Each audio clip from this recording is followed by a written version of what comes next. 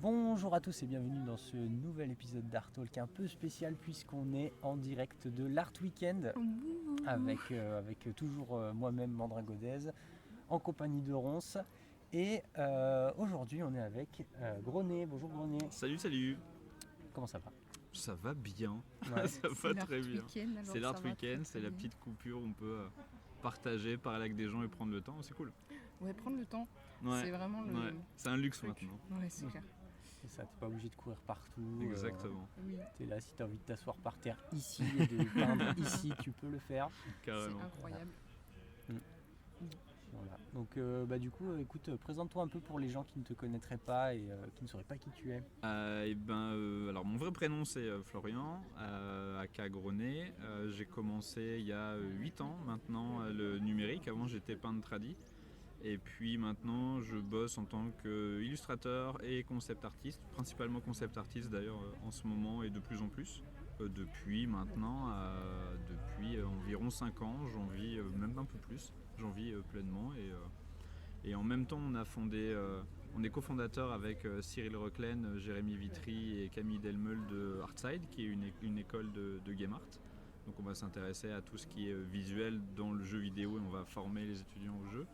Et donc il y a 3 spécialisations avec concept, Cara 3D et Enviro 3D. Et on a fondé ça il y a maintenant 3 ans ou 4 ans, toujours dans la volonté de transmettre et de pouvoir partager un savoir-faire et de faire naître des passions ou de les consolider.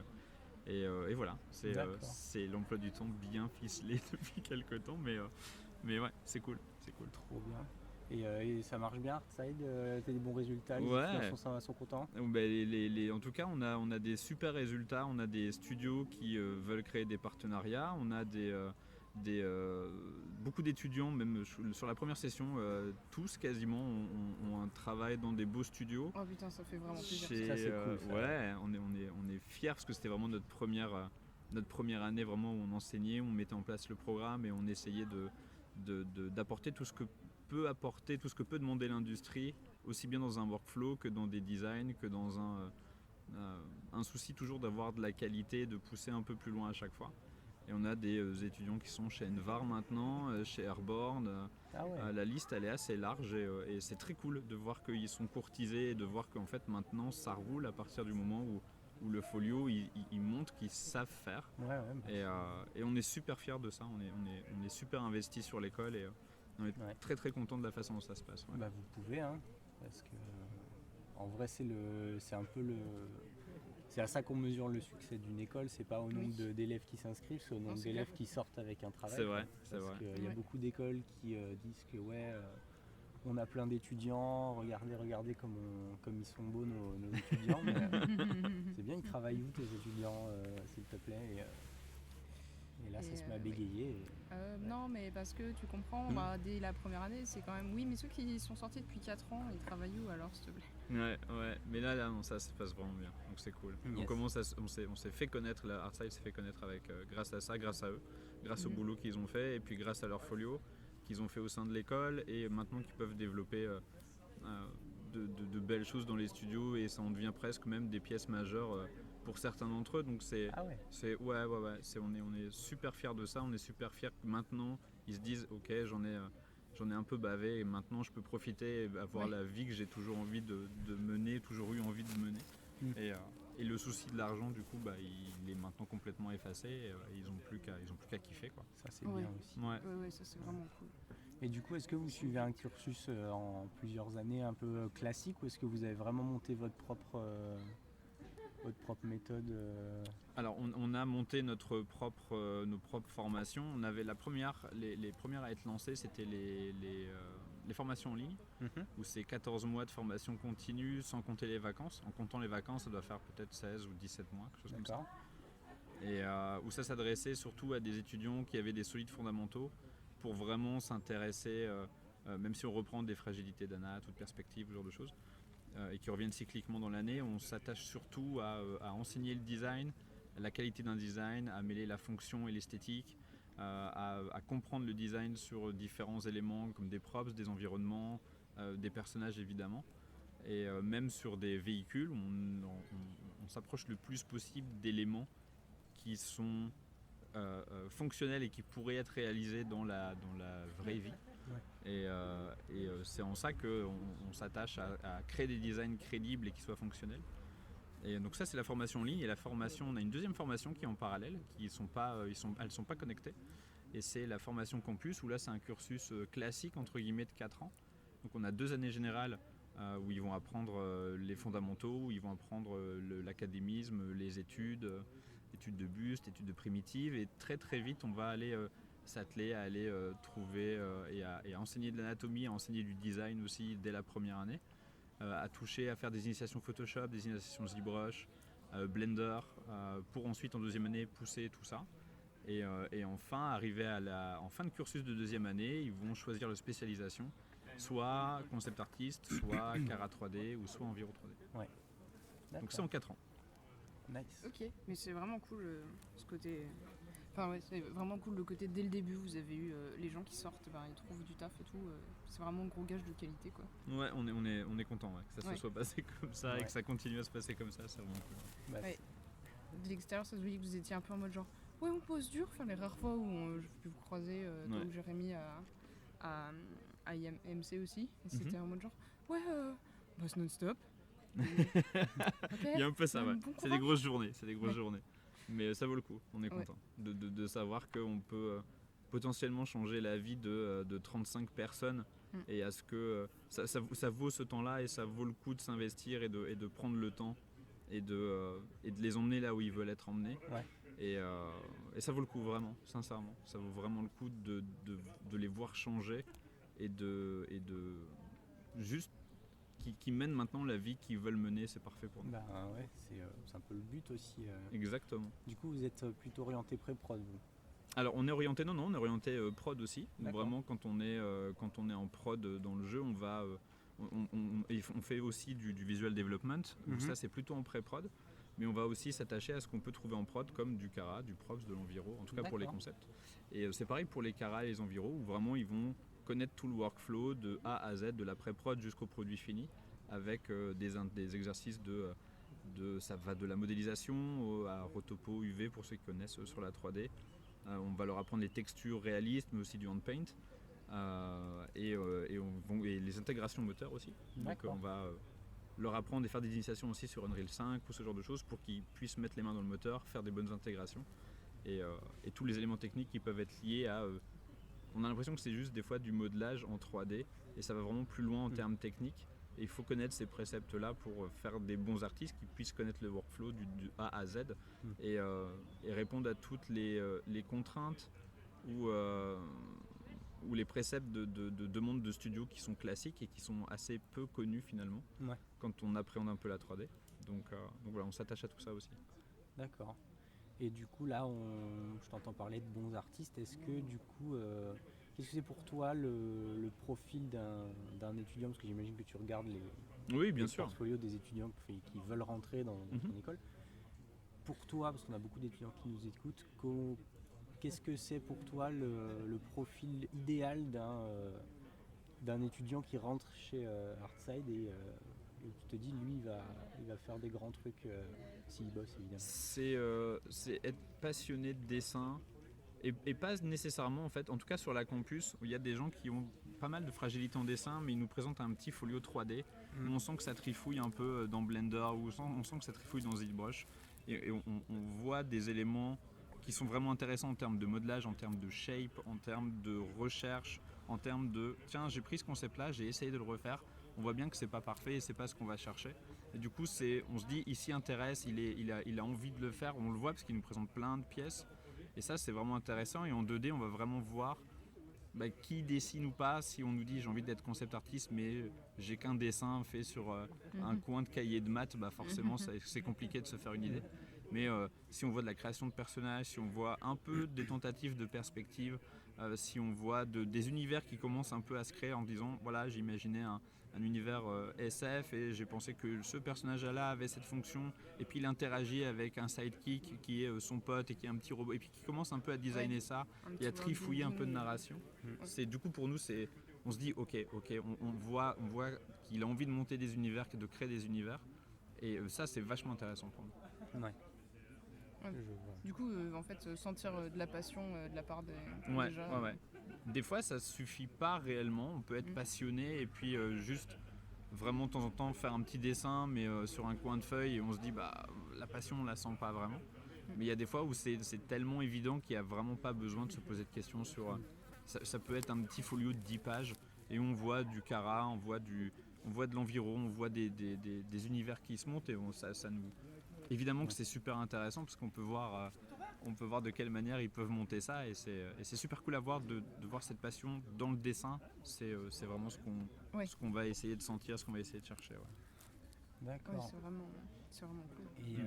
Et du coup, par exemple, parce que je sais que le dessin, par exemple, c'est pas le médium de tout le monde. Parce que moi, je bosse dans des écoles aussi, et ça m'arrive de temps en temps de voir des étudiants, des futurs étudiants, qui dessinent pas, mais par contre, ils font des collages, ils font des sculptures, ils créent, mais avec d'autres moyens que juste le dessin.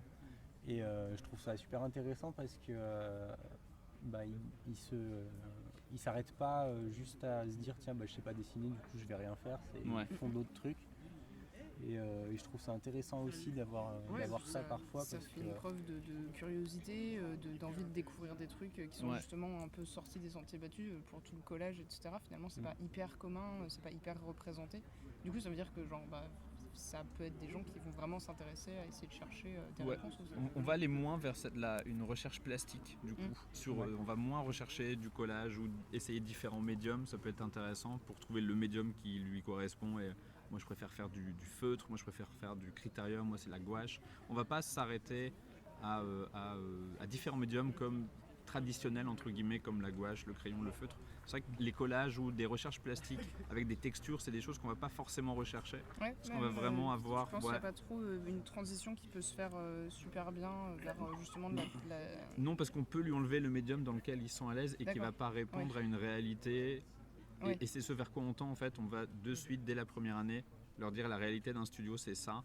Et pour parvenir à intégrer un studio, il va falloir avoir toutes ces connaissances, c'est déjà tellement large que si en plus on y intègre de la recherche plastique avec des textures, etc., du coup on perd un peu ce fil qui perd en efficacité. Exactement, effectivement. C'est, Parce que oui, le but c'est qu'ils aient le plus haut niveau possible en sortant et que.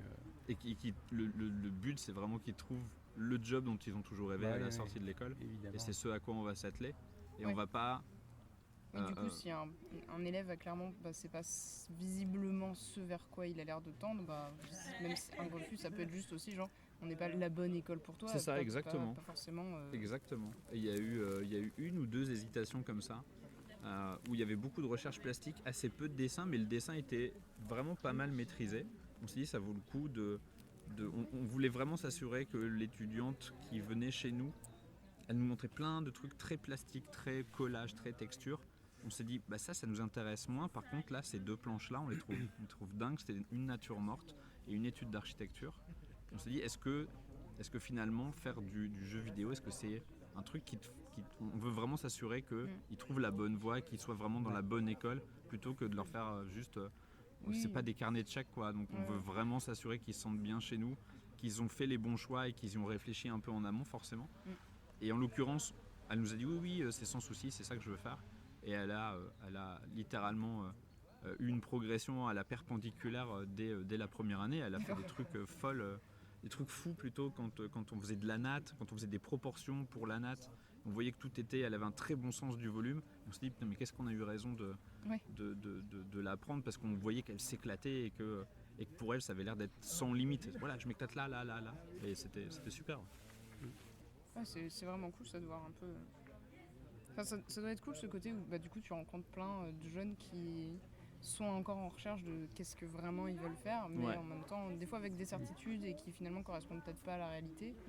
Et essayer un peu de déceler ça et pour juste les aider à être bien sûr que ça se passera bien, quoi. Ouais, carrément. Ça doit être assez... On veut s'assurer vraiment que c'est vraiment ce qu'ils veulent faire et qu'ils sont dans la bonne école, alors qu'en fait peut-être qu'ils auraient préféré être aux Beaux-Arts pour de la recherche plastique, ou ils auraient préféré faire plutôt du game design, ce qui n'est pas la même chose.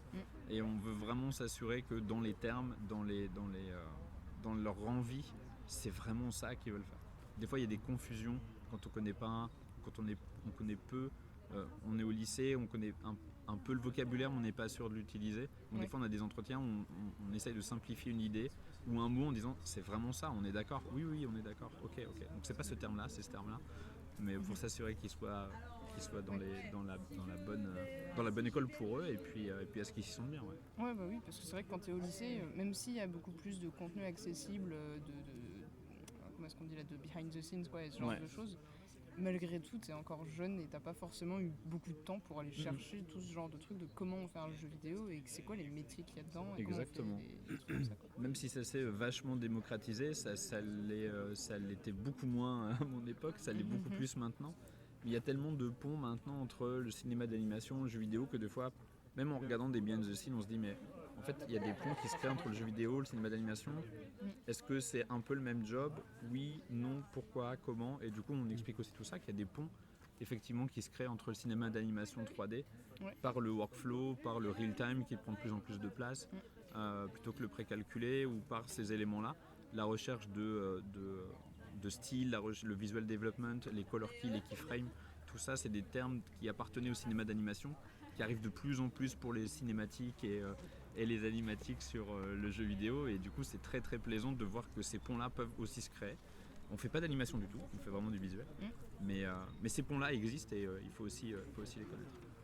Puis c'est vrai que même le côté, à quel point ça, des fois il y en a qui découvrent des trucs en mode ils arrivent et puis c'est vraiment genre waouh, mais en fait l'animation ça me parle vraiment beaucoup, et puis bon bah, ou alors vraiment en fait ils adoraient dessiner mais ils se rendent compte que la sculpture c'est ça leur vraie passion. C'est vrai aussi, il y en a qui entrent en disant je vais être concept artiste, ça rien me fera changer d'avis. Ils touchent un peu au modelage, ils touchent un peu à ZBrush. En fait je veux faire Cara. Et en Cara 3D, et du coup ça a vraiment des impacts très forts. C'est pour ça qu'on fait ces 2 années générales où ils peuvent un peu toucher à tous ces éléments là, avec évidemment une longue ligne rouge de la rentrée jusqu'à la fin de l'année, et où on va dérouler ce fil de manière la plus logique et la plus pédagogique qui soit, pour que toutes ces notions entrent de manière beaucoup plus naturelle, plutôt que de forcer l'étudiant à apprendre des trucs par cœur. Et il faut dessiner, évidemment il faut dessiner, évidemment il faut retenir des choses, mais c'est cette ligne rouge qui va nous permettre de ah oui, ça on l'a vu la semaine dernière, je me rappelle, ce muscle là il se place sur l'omoplate, et ok je comprends, et du coup il y a un vrai travail sur le programme qui est fait, où on essaye vraiment de faire les choses le plus logiquement possible en tout cas. Ouais, bah oui, carrément. Ouais, c'est vraiment cool. Et toi du coup en niveau comment est-ce qu'on dit créatif et tout, tu trouves que ça t'apporte aussi des choses que tu n'avais pas envisagées, d'avoir tout cet aspect-là? Oui, parce que quand on prépare un cours, on revoit, ça assainit toutes les bases. Il y a des fois, je faisais des choses au tout début, je me disais mais ça marche, je vois que ça marche, mais je ne sais pas pourquoi ça marche. Ouais. Et le fait de revoir les cours, de préparer ces cours, de revoir toutes les bases des fondamentaux, comme la théorie de la lumière, la théorie de la couleur, les volumes, les primitives, la perspective, ça a réassaini toutes mes bases. Et du coup, je peux aller plus loin maintenant. Le fait de reconsolider ça, de remettre des parpaings là où il y avait des énormes trous, du coup, ça a permis de consolider un peu ce pont artistique entre guillemets, et ça me permet d'aller maintenant plus loin dans ce que j'ai envie de faire et dans ce que j'ai envie de sketcher ou de peindre, ou que ce soit pour un studio ou pour mon plaisir personnel. C'est vrai que je suis beaucoup plus efficace qu'avant. Ouais. Bon, moi j'ai remarqué ça aussi quand je donne des cours de sculpture. Au début on commence par la théorie des formes, formes primaires, secondaires, tertiaires, langage des formes, tout ça machin. Et le fait de devoir l'expliquer encore et encore, de le simplifier, puis t'en as un qui n'a pas compris, alors on réexplique autrement et tout, et t'es obligé en fait de resimplifier encore et encore et encore et encore ces fondamentaux là pour... Et au final, en fait, ça devient tellement... Tu connais tellement de manières de les expliquer que ça devient limpide. Ouais. Et du coup, tu es capable de mettre le doigt sur les choses, en fait. Tu es là, ça marche pas, mais tu comprends vraiment pourquoi ça marche. Et c'est aussi pour ça que j'aime beaucoup enseigner, c'est parce que tu te retrouves avec cette vision-là, qui est un peu inconsciente, jusqu'à ce que tu aies vraiment besoin de mettre des mots dessus. Exactement. En fait. Et c'est super cool en fait, parce que du coup tu as l'impression de voir la matrice avec les lignes de code et tout, tu vois tout partout, et c'est trop bien quoi. Ouais, c'est vrai que c'est super cool. C'est aussi bien d'un point de vue personnel que cette envie de transmettre. C'est vrai que c'est du bonus en fait dans les deux sens, et c'est vraiment super. C'est vraiment super cool. C'est un truc où quand on m'a demandé d'enseigner, je me dis ouais, je suis vraiment pas sûr que ça va me plaire. Et ça m'a tellement plu que bah, du coup on a monté l'école. Je comprends. Ah oui, effectivement. Voilà. Ouais. On est très contents. Ouais, ça se voit, c'est vraiment cool. À chaque fois que vous en parlez, c'est quand même en mode genre beaucoup de boulot, mais vous avez l'air vraiment super fiers, quoi. Ouais, ça fait presque maintenant partie de notre équilibre mental, quoi. C'est important pour nous, on y tient à cette école et on prend tout ça à cœur et on est très content. On est très content de pouvoir transmettre ça et de voir la passion qui soit est déjà présente ou soit elle commence à naître parce qu'ils commencent à comprendre plein de trucs et c'est le moment où ils peuvent dans leur créativité s'éclater parce que c'est beaucoup plus en place et eux s'en rendent compte en disant ouais c'est plus en place, du coup je vais faire ça et ça, chose qu'ils faisaient moins avant par timidité technique presque et là c'est cool, c'est vraiment super. C'est clair, quand souvent les étudiants qui débutent ils ont un peu des soucis à faire ce qu'ils veulent vraiment et le fait de leur donner les outils pour le faire, du coup ça leur ouvre des possibilités qu'ils n'avaient pas avant et là ils peuvent encore plus se lâcher. Ouais, carrément. Et c'est vraiment cool quoi, de les voir. Moi je vois tous les ans, je fais un gros module de modeling de A à Z avec ZBrush, Maya et tout. Et on va sur ArtStation et je leur montre des trucs et je leur dis choisissez-vous un concept. Et après on regarde des trucs que font les immenses rockstars de la 3D et tout, et ils sont tous là avec une goutte de sueur de 2 litres sur le front et c'est vrai genre mais jamais on arrivera à faire ça et à la fin du module on y retourne voir les trucs et je leur dis est-ce que ça vous fait toujours peur et en fait tous ils me disent non maintenant c'est bon on a compris comment ça. On voit que c'est du travail, mais c'est rien d'insurmontable en fait. C'est juste plein de petites briques les unes sur les autres.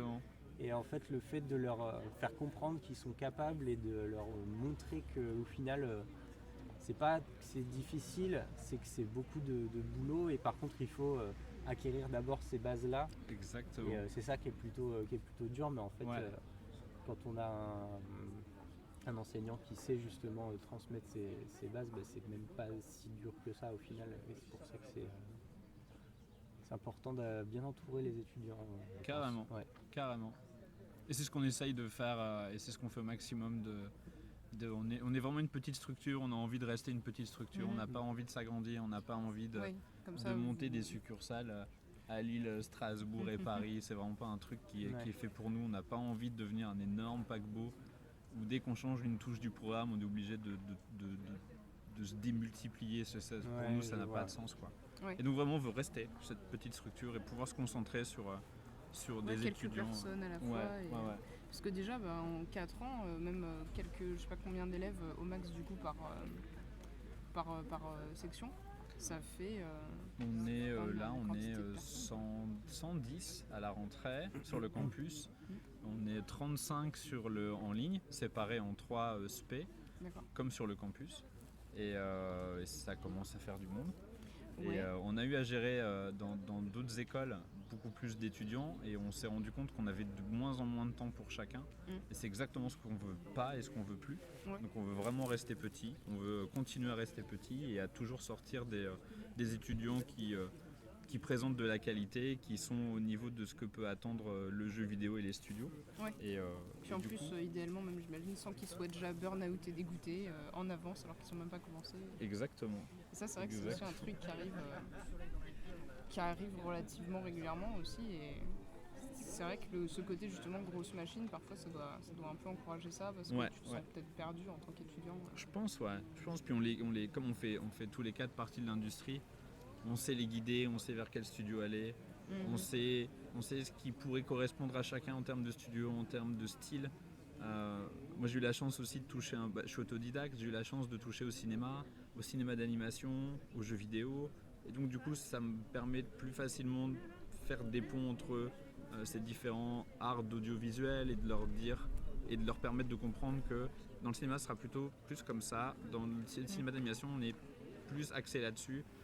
Et du coup de mieux les aiguiller, de mieux les préparer à ce que peut attendre un studio à la sortie de l'école ou de ce que eux peuvent attendre d'un studio aussi.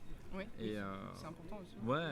Surtout avec tout ce qu'on peut entendre, il y a énormément de sons de cloches différents, tout dépend de la taille du studio, tout dépend des gens qui les dirigent, et c'est aussi important à ce qu'ils puissent savoir ce qui pourrait éventuellement leur correspondre le mieux pour qu'ils se sentent le mieux possible et diriger un peu leur folio vers la DA d'un studio ça, qui c'est vise. vraiment bien. C'est dur de faire un accompagnement comme ça.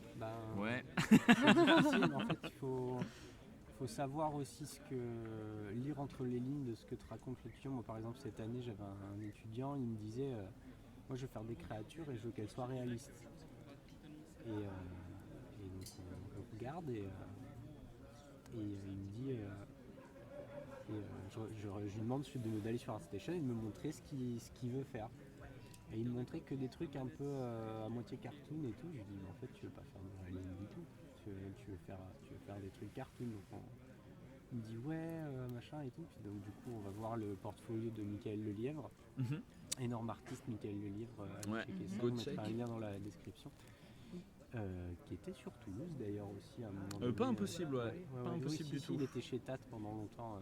Je crois qu'il est au Canada maintenant, si je dis pas de bêtises. Peut-être même qu'il est revenu. Mais je suis peut-être aussi. Je suis pas certain. Je suis pas certain. On ne stalke pas du coup. Mais non. Michael, si tu non, par ami en commun, je connais un tout petit peu Michael. Mais allez voir son travail, c'est énorme. Évidemment, le lien est dans la description comme d'habitude. Hein. Et ouais, en fait, je lui montre ça et il me dit mais c'est complètement ça que je veux faire. Et on peut pas vraiment appeler ça du réalisme non plus, quoi. C'est plutôt du stylisé plus poussé que vraiment du réalisme. Et du coup, on a pu s'orienter là-dedans. Mais c'est vrai que si juste t'écoutes ce que l'étudiant te dit, c'est... c'est tout le côté, t'as pas encore la culture et le vocabulaire vraiment super adapté. C'est le côté qu'est-ce que tu veux exactement, et parfois en fait l'étudiant il te dit et en fait il te dit des choses mais il t'en montre d'autres et du coup tu arrives à comprendre ce qu'il veut dire et dire en fait tu veux pas ça du tout, tu veux ce truc là mais tu ne le sais pas encore et c'est assez intéressant aussi de faire cet exercice là, d'arriver à trouver avec l'étudiant justement ce qu'il veut faire et ce qui lui plaît quoi, pour justement lui permettre d'y aller à fond quoi. Ouais, carrément. Mais non, c'est pas simple. Des fois, des étudiants n'ont pas d'envie particulière, ils ont juste envie de développer des histoires, des univers, et auquel cas on les guide le mieux possible pour que l'univers soit cohérent de bout en bout. Ouais. Mais non, c'est très prenant vraiment, mais c'est très rewardant quelque part de voir quelqu'un dont la vie est en train de changer. C'est quand même, un truc qui est assez spécial.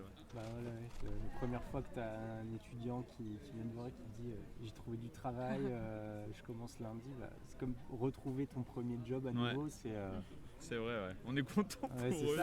T'es trop content quoi.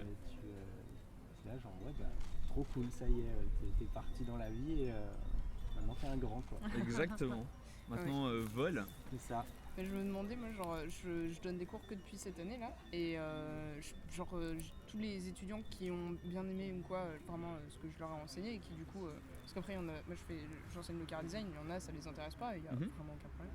Ils le font pendant que je suis là, etc. parce que quand même, puis ça les intéresse de loin, mais c'est pas forcément ce qu'ils veulent faire.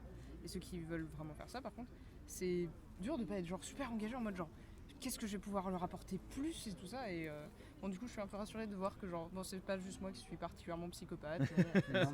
C'est effectivement enrichissant pour tout le monde. T'as vraiment envie. Le truc c'est que l'étudiant t'as un peu c'est un peu exagéré de dire ça, mais t'as presque sa vie entre les mains entre guillemets parce que il te fait confiance pour lui apporter tout ce dont il a besoin pour... En termes de quantité de stress, moi ça me fait un peu cet effet de 8. Ouais, c'est ça, c'est qu'en fait c'est stressant, mais l'étudiant il compte sur toi pour lui apprendre des choses dont il n'a pas idée en fait. C'est-à-dire qu'il vient te voir parce que a priori tu sais de quoi tu parles et il te dit je veux travailler là-dedans, emmène-moi là-bas. Mais il ne sait pas où il va en fait. C'est ça. Il te fait confiance pour faire ça et du coup tu es obligé en fait de lui apporter ce qu'il t'a demandé et du coup de tenir la route dans ce domaine-là et de l'accompagner au mieux pour qu'il trouve son chemin quoi. Ouais. C'est pas forcément évident. C'est toujours un peu semé d'embûches et ce qui est cool aussi c'est qu'ils ont pas. On a des intervenants aussi pas mal, on en a beaucoup. même tous qui viennent de l'industrie. Ils peuvent évidemment converser avec eux pour un module de cours d'une semaine, parce qu'à chaque fois c'est des modules d'une semaine. Et donc ils peuvent lui poser des questions. Quel genre de studio, comment tu as commencé? Il y a tellement de parcours différents, il y a tellement d'expériences différentes que du coup on est très content aussi que les intervenants partagent cette expérience-là de comment ils en sont arrivés là où ils en sont aujourd'hui. Et du coup ça donne plein de perspectives différentes aux étudiants. Il n'y a pas juste mon son de cloche ou celui de Cyril ou celui de Jérémy ou celui de Camille. Il y a vraiment plein de sons de cloche qui leur permettent de trouver parfois, pas de résonance chez moi, mais une résonance beaucoup plus forte chez un autre intervenant parce qu'ils se reconnaissent dans son parcours. Et du coup, le fait d'avoir tous ces intervenants, de pouvoir leur poser des questions et de pouvoir partager ce qu'ils ont à partager au-delà de leur savoir et de la transmission technique et artistique, il y a aussi cette expérience-là qui est toujours super intéressante. Et donc ça, c'est un vrai, on est très content de ça aussi, c'est un vrai plus pour eux. Ça les aide à se projeter sur ce que peut être une expérience en studio, qui peut être très positive ou très négative selon les cas, ce qui peut arriver évidemment. Et donc voilà, c'est parfait et c'est très bien qu'ils aient ces différences de cloche plutôt qu'un seul en disant ok, donc après l'école ma vie c'est ça.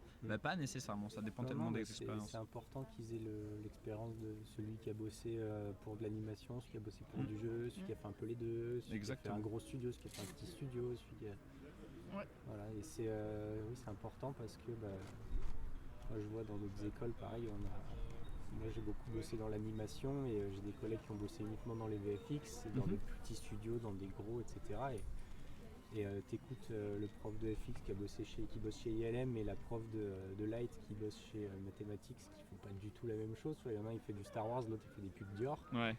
Et les deux ils te racontent des trucs et les élèves des fois ils sont un peu perdus, ils sont là mais alors c'est comme ça ou c'est comme ça? En fait ça dépend, tu vois, les deux sont vrais et il n'y a pas de vérité absolue, mais aussi c'est exactement ça. C'est important aussi de trouver d'aider l'étudiant à se trouver le studio qui va lui correspondre parce que les gros studios c'est une ambiance de travail qui est très particulière, les petits studios c'est un peu plus la famille souvent, etc.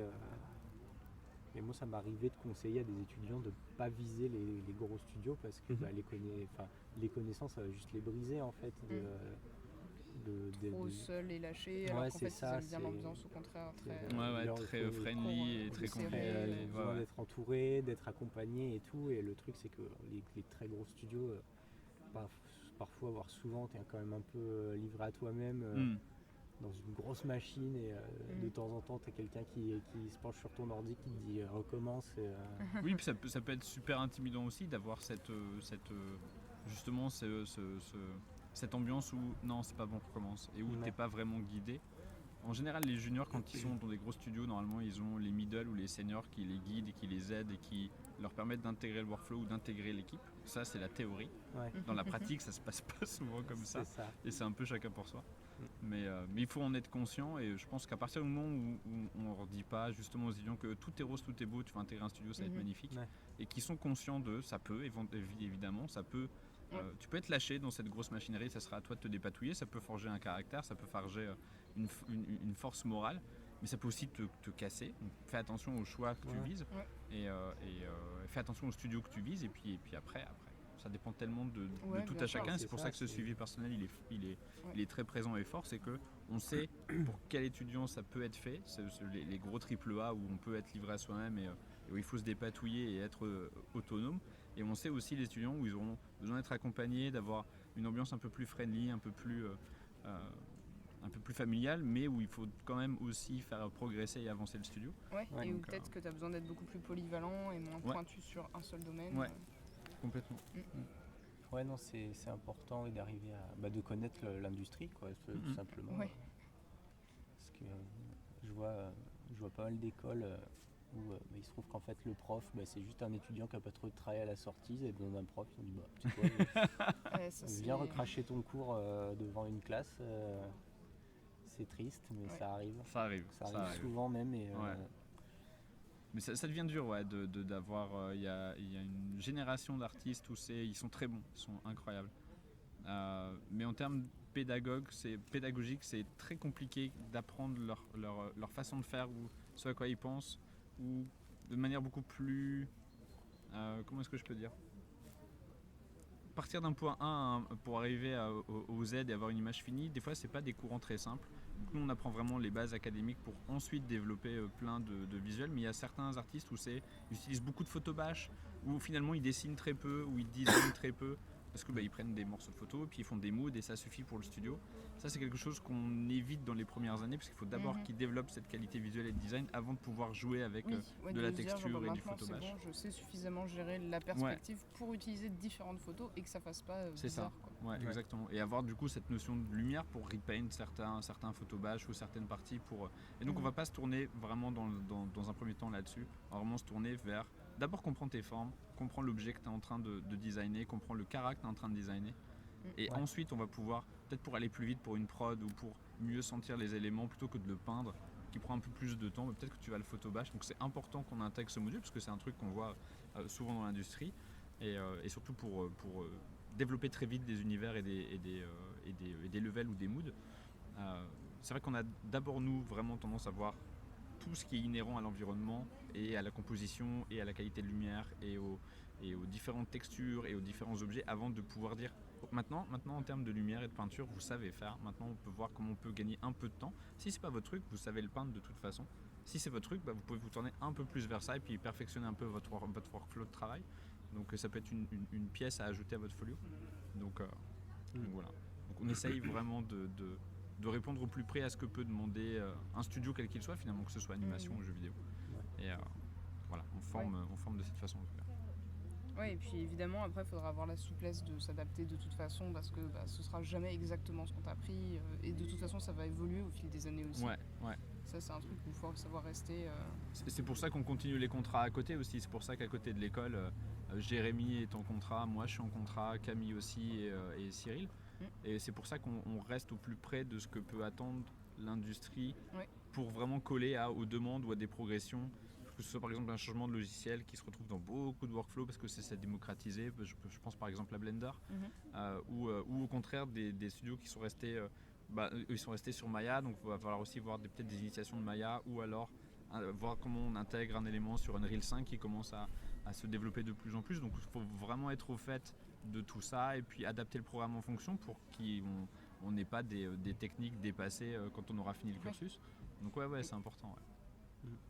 Ouais, du coup ça fait un truc où tu es tout le temps en train de jongler avec les évolutions, en même temps il faut que ton programme il reste bien structuré. Exactement. Continu, d'où l'importance d'avoir des bases solides parce que le logiciel il change tous les 6 mois mais la perspective a priori dans 200 ans c'est la même. Encore.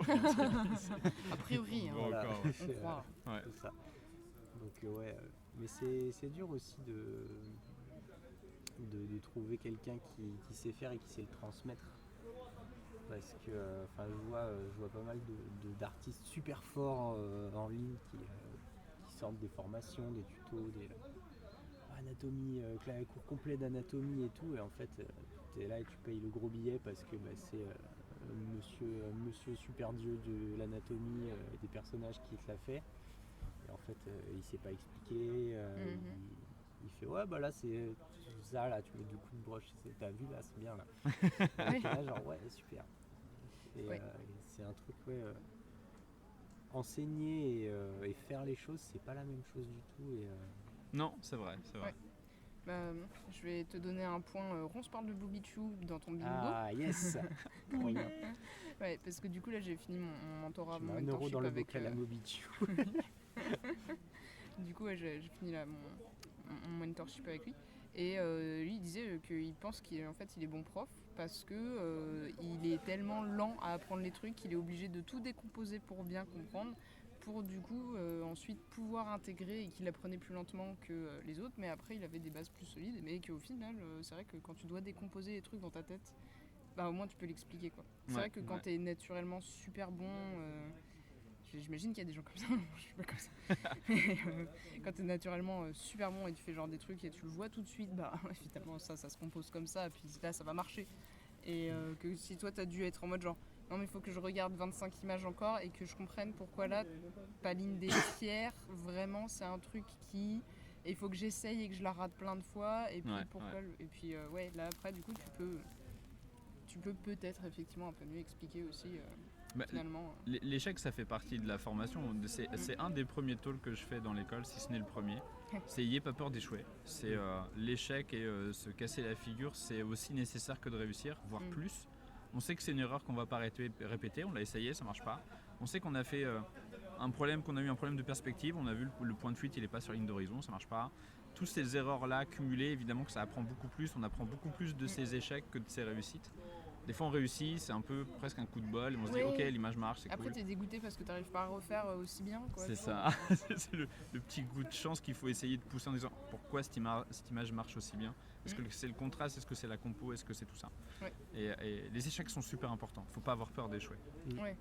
Ouais, et puis de se rendre compte après, comme ça, petit à petit, tu te fais ta propre bibliothèque de techniques et de compréhension. Quoi. Après, oui, en termes de technique d'utilisation de logiciel, ça c'est autre chose, mais là, déjà la technique de compréhension de ça et pourquoi est-ce que ça a marché jusque-là et pourquoi parfois ça casse,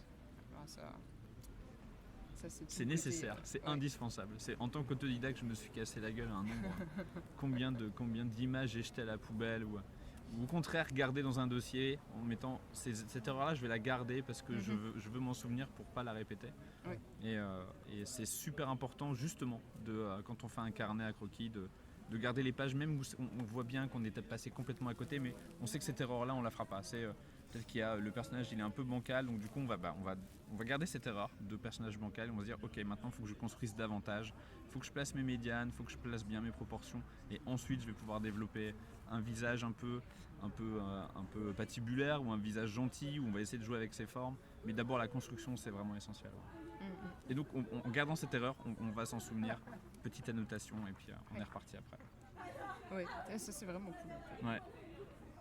Et c'est vrai que surtout qu'en plus si jamais c'est des gens qui sortent du lycée au tout début, les premières années, ça doit être assez... quelque part au lycée, t'as un peu le côté où t'as la sensation que t'es défini par tes notes. Est-ce que t'es intelligent ou stupide, c'est écrit noir sur blanc. Et c'est même si jamais t'es un peu en mode genre ben non, enfin voyons, c'est stupide, malgré tout le système fonctionne beaucoup comme ça. Du coup t'as vraiment un peu facilement la sensation que la note te définit. Alors qu'au final, prendre des tollés au début, mais pour juste voir une progression comme ça, parce que justement t'as retravaillé derrière, plutôt que de se frustrer quoi, de se prendre en main et de retravailler, c'est d'autant plus gratifiant. Ouais. C'est pour ça qu'on n'a pas fait de notes à l'école. On n'a pas de notes. Ça, c'est bien, pour chaque exercice, c'est tellement bien. Moi aussi, en fait, on s'est dit qu'ils allaient se mettre des notes. Pareil. Ils sortaient du cadre scolaire classique où moi j'ai des enfants et je me rends compte qu'on est plus axé sur faut être meilleur que lui, il faut être premier de la classe et que la connaissance elle devient de moins en moins importante parce qu'il faut juste être le meilleur. Elle est combien Camille C'est un peu ça. J'ai eu 10 en maths, mais Camille et on voulait pas ça dans l'école, on voulait juste qu'à chaque exercice il y a des compétences différentes qui sont demandées, qu'on peut travailler, la qualité de la ligne, la perspective, la perception du volume, c'est des compétences qui reviennent quasiment toute l'année sur beaucoup d'exercices et en leur mettant c'est sur 5 en fait, on se dit voilà si tu as 1 sur 5 c'est un truc où il faut vraiment bosser parce que ça a été vraiment très léger. Par contre tu vois ta perspective, tu as eu 4 sur 5, c'est juste vraiment ton trait, il est trop épais, c'est pas lisible. Faut retravailler un peu ce travail au trait, faire attention à ta ligne, c'est vraiment important que ce soit lisible, etc. Et donc en décomposant les exercices avec autant de compétences que nécessaire, du coup ils savent là où ils ont pêché. Et là où c'est cool et où ils ont bien bossé et c'est cool, on va garder ces compétences-là pour le prochain exo. Je vais vraiment faire attention à bien placer ma ligne d'horizon. Parce que si tu as juste une note sur un dessin, tu sais c'est pas en fait représentatif si c'était la couleur que tu as bien réussi, mais ta perspective était tellement hachée. Exactement. Mais par contre, ta couleur était très bien, ne change pas ça. C'est ça. C'est pas des maths quoi. Genre en maths, 2 plus 2 ça fait 4. Si t'as mis que c'était 5, t'as pas le point. Alors exactement. En dessin, c'est quoi un dessin raté tu vois, c'est ça, c'est compliqué. Pourquoi il est raté, comment il est raté, à quel point il est raté, tu vois, puis il est raté dans quel objectif, parce qu'en fonction de l'objectif du dessin, ça va pas être la même chose. Peut-être que tes lumières sont incroyables, mais si l'exercice c'était de faire du sketch au stylo, peut-être que c'était pas le but, tu vois. Il y a même entre étudiants, il y a des éléments qui peuvent être vraiment différents. Sur des bus par exemple, il y a un étudiant qui va faire un truc vraiment très polish, avec des dégradés très fins, très subtils. On va vraiment bien sentir les volumes, on va vraiment bien sentir que ça tourne avec la bounce light, avec la light principale. Ça va être vraiment très propre. Et à côté de ça, on va avoir un étudiant pareil, en termes de proportion du buste, c'est très bien senti, les proportions sont très justes. Mais lui, il va préférer le cross-hatching, les petites rayures plutôt que de vraiment avec son HB venir faire quelque chose de très fin, très minutieux, mais pourtant les volumes sont présents, ça fonctionne, les proportions sont bonnes. On voit où on sait où tape la lumière, on sent qu'il a compris exactement la même chose que l'autre étudiant. Pourquoi est-ce qu'on lui mettrait une moins bonne note ou une meilleure note? Pour nous, ça n'a pas de sens. C'est pour ça qu'on préférait vraiment marcher et décomposer l'exercice en différentes compétences. On explique en cours, on explique l'objectif à chaque fois du module de la semaine pour qu'ils sachent ce qu'ils doivent travailler, comment ils doivent le travailler. Et du coup, on a je pense que ça aide aussi à avoir ok, je fais pas ça pour rien, je fais pas ça juste pour avoir une note, je fais ça pour progresser dans ces compétences-là qui vont se répéter dans l'année, et donc je vais faire attention dès maintenant à ce que je vais faire et comment je vais le faire. C'est pour ça je me fais souvent engueuler dans les écoles parce que je mets pas de notes. je mets des appréciations comme ça, mais je mets pas de notes parce que j'estime qu'une note ça veut rien dire. Enfin, ça veut dire un truc, encore une fois, en maths ou en physique, quand on attend une réponse précise, claire, avec un chiffre précis, et si t'as pas le bon chiffre, t'as pas la bonne note. Mais, ce qui est pas le cas avec des arts visuels. Je veux dire, on fait des trucs qui sont tellement liés à de l'objectivité, à des émotions. Bon, après, une perspective de l'anatomie ratée, c'est de l'anatomie ratée. Oui, bien sûr. Mais du coup, avec ses compétences, Anat, s'il a 1 sur 5, il sait que Par contre, design, tu vois, c'est vraiment cool. 4 sur 5, c'était vraiment nice, c'était des bonnes idées. La silhouette est très lisible, les idées de design, elles suivent la fonction du perso, c'est parfait. Par contre, ton Anat, c'est chaud. Ouais, c'est ça. Par contre, t'as un bras qui fait 3 mètres et le genou qui arrive près de la cheville, ça fait attention. Ouais, ça c'est vraiment cool. Mais c'est vrai que je déteste mettre des notes, on m'a dit que je mettais des trop bonnes notes. Moi, je mets des notes par rapport au niveau que je pense qu'ils doivent avoir en telle année, etc. Puis surtout, foutez-moi. C'est compliqué après, il y a les étudiants qui comparent leurs notes. Ah tiens, pourquoi t'as eu plus que moi alors que moi je pensais que. Du coup, là, il n'y a pas de comparaison possible du coup, avec ces différentes compétences. Et du coup, ils savent juste personnellement ce qu'ils doivent travailler ou pas. Et on peut avoir 2 super Cara Design, et puis au vu des compétences, savoir ce qu'ils doivent travailler pour l'un, savoir ce qu'ils doivent travailler pour l'autre, parce que forcément qu'il y a toujours à progresser. Donc ouais, on est plutôt content de... C'était un peu expérimental quand on a commencé, on y avait pensé pas mal avant. On s'est dit ça pourrait être une solution qui peut être vraiment cool. Donc du coup, on a vraiment essayé de séparer ça en compétences qui se répètent pour qu'ils puissent comparer eux-mêmes avec leurs compétences du début d'année, savoir si ça fonctionne ou pas. Ouais.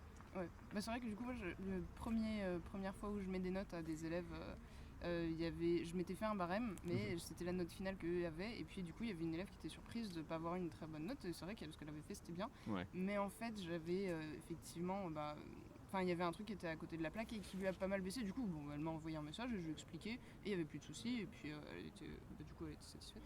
Enfin, je crois, j'espère. C'est mieux elle m'a dit que ça l'a réconcilié avec le Cara Design, donc je pense qu'elle était satisfaite et ça m'a vraiment fait trop chaud. C'est mieux quand on comprend pourquoi ça marche et pourquoi ça marche pas. Je pense vraiment qu'il y a un rapport direct avec ok, maintenant je peux progresser là-dessus et c'est cool, j'ai cerné l'erreur. Et ça va bien du coup, pour des notes suivantes, j'ai décomposé en fait, à la place de mettre une note, j'ai mis mon barème et chaque élément du barème est noté sur 20. Et puis, avec un coefficient différent, et puis voilà, mais là, je me suis vraiment fait chier. C'est dur, Mais bon. Sachant qu'en plus, tous les élèves sont pas intéressés au final, donc ils vont pas tous regarder leurs notes de cette matière ou quoi. Ou pas intéressés par soit le cours ou soit par l'aspect visé. Enfin, en tout cas, nous, c'est ça. Mais comme on leur conseille vraiment de tout bosser pour après avoir un plus large panel de choix sur leur spé. Ça, c'est sûr. Le truc, c'est moi, ce que je fais, en général, en première année, je laisse pas le choix. C'est-à-dire que première année, tout le monde écoute et si vraiment ça t'intéresse pas, tu restes chez toi. Après, quand je les ai en deuxième année, ils ont déjà tout vu. C'est-à-dire que première année, ils ont un échantillon de chaque, ils font un peu de modeling, un peu de texturing, un peu d'anime, un peu de rig et tout. Donc ils ont une base d'un peu tout et ils savent déjà ce qui les intéresse, s'ils ont des affinités avec des trucs et tout. Et deuxième année, par contre, je demande est-ce qu'il y en a qui en ont rien à foutre du modeling, et pas de problème. Moi aussi, j'avais rien à foutre du rig et de la lumière, par exemple, quand j'étais étudiant. Mais voilà, je veux dire, vous, si vous me dites maintenant que le modeling vous vous en foutez et que comme ça je vais pas vous traquer toute l'année parce que vous bossez pas en modeling, par contre je vais vous voir bosser ailleurs, quoi. Oui, c'est pas et vice versa, c'est si vous me dites que le modeling ça vous intéresse, dans 6 mois vous décrochez pas, quoi. Là je vais n'y a pas de changement d'avis après quoi. Ouais, après tu peux te rendre compte que finalement vraiment d'en faire tous les jours, etc. Ouais. Ça te dégoûte si jamais tu te mets à bosser sur un autre truc énormément, mais c'est vrai que c'est pas si commun quoi. Mais je pense que c'est important de savoir un peu tout, d'avoir au moins les bases de tout, mais ne serait-ce que pour comprendre ce que tes collègues y font. Mais après, une fois que tu as tout goûté, là tu peux faire des choix de dire ça je vais creuser, ça je vais plus toucher, ça je vais le laisser un peu de côté et tout, mais dans la mesure où ça te pénalise, si ça te pénalise pas pour d'autres trucs évidemment. Ouais. Bon, combien de temps ça fait qu'on aura? C'est une bonne question ça, parce que là, pas du tout regarder l'heure au départ. Ça fait 50 minutes. Ah oui, des petits épisodes courts de l'art. ouais, on avait dit des petits, là, c'est le premier. C'est l'art Tolkien. Ouais, c'est ça. D'ailleurs, par contre, moi nous on doit partir vers 5h. Il est ça marche. Lui, il est... Du coup, non, mais tu parles, ça fait 50 minutes déjà, merci beaucoup. Merci beaucoup. Pas de souci. Du coup, je pense qu'on va s'arrêter là pour le podcast. Alors, je vous ai probablement remarqué qu'il y avait des petits bruits de feuilles, de voitures, de gens qui parlent, etc. Il y a du grand soleil, si jamais vous êtes en train de regarder ça quand il pleut, essayez de fermer les yeux et de vous imaginer avoir trop chaud. Assis sur une couverture sous un arbre. On est bien. On est bien quoi. Donc on espère que vous êtes aussi bien que nous. Et d'ici là, à la prochaine, gros bisous, merci d'avoir écouté. Ouais, merci beaucoup. Merci Gronet d'être merci à vous. De avoir donné de ton temps. Mais merci à vous, c'était cool. Bah ouais, carrément. Et puis plein de succès chez Artside. Et, merci beaucoup. Et à tous les élèves. À tous les étudiants on le souhaite, on y travaille. Là. On y travaille, Ah, merci beaucoup. Et à la prochaine. Salut. Salut.